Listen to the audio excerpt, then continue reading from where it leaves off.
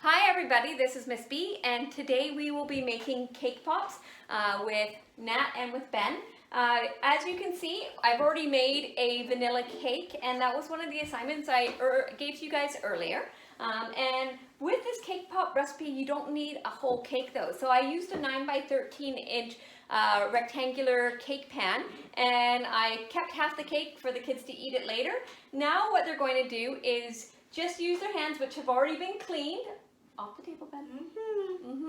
And they're going to break up the cake into small pieces.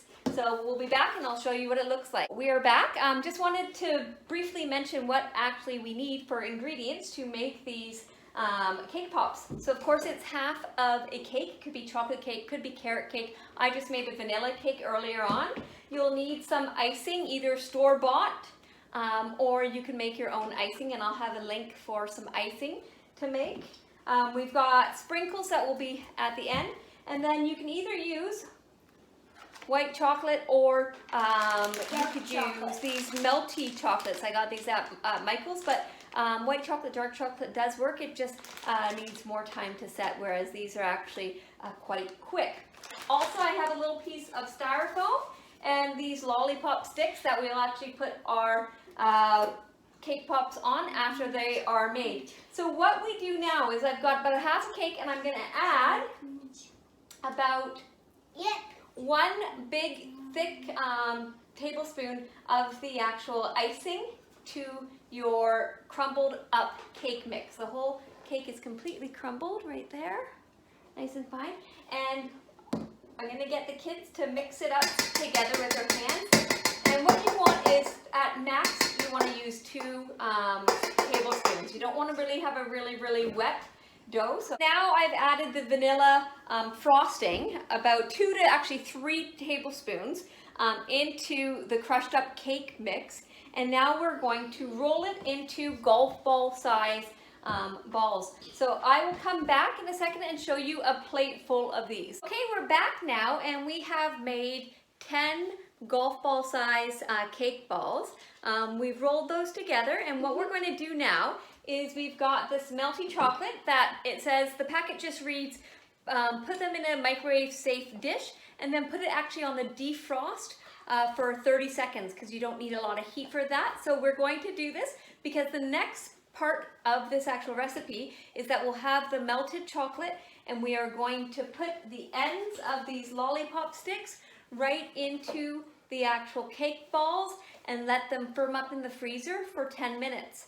So here we go. Yeah, and then we put on the sprinkles. And the rest of the chocolate, that's right. Yeah. Okay. I just took the melty chocolate out of the microwave, and it actually did take 1 minute in the microwave, just at regular high heat. And what you'll see is that it becomes really nice and viscous and fluid, and it has a really nice color. Now what the kind of trick with cake pops is that, first of all, in order to get the actual lollipop stick to stay, you have to dip it into the chocolate. And I know Ben's excited, but we're going to dip it in the chocolate, and then you place it straight down into your cake pop, just like this.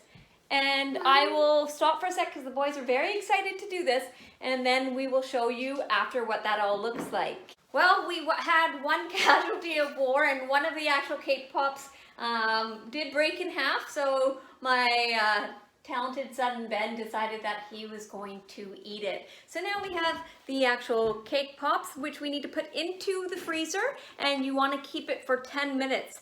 So when I come back, the cake pops will be out of the freezer. I've taken out the cake pops from the freezer so they're nice and cold and set.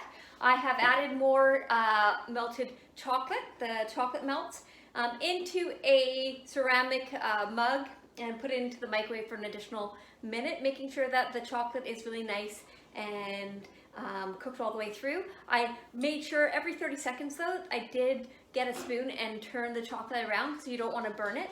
So now what you do is you grab one of your pieces right here, and you will just dip it into the chocolate, and hopefully, because I haven't done this before, it will come out.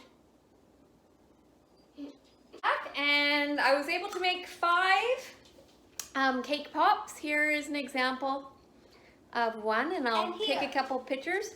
And Ben and Nat are very excited to be able to eat them. See, Nat's gonna show his up that he's already starting to eat.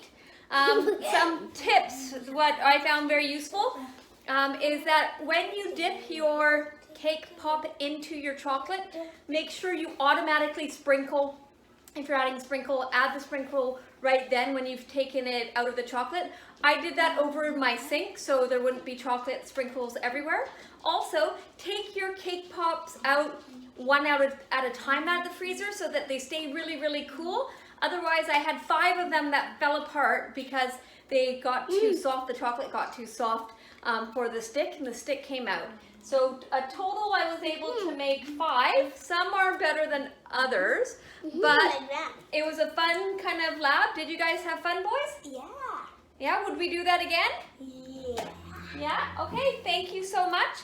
And just make sure whenever you do any type of lab, first things first is you always wash your hands. You make sure that your hair is up, wear as tight-fitting clothing as possible, and if you have an apron, have it. I just didn't have one. And please make sure a parent or supervisor is there to watch as you're doing any of these cooking labs, and make sure that you clean up afterwards. I have videos on safety and videos on cleanup, so please make sure you do that, and have a great day. And I look forward to seeing your guys' cake pops if you choose to make this recipe.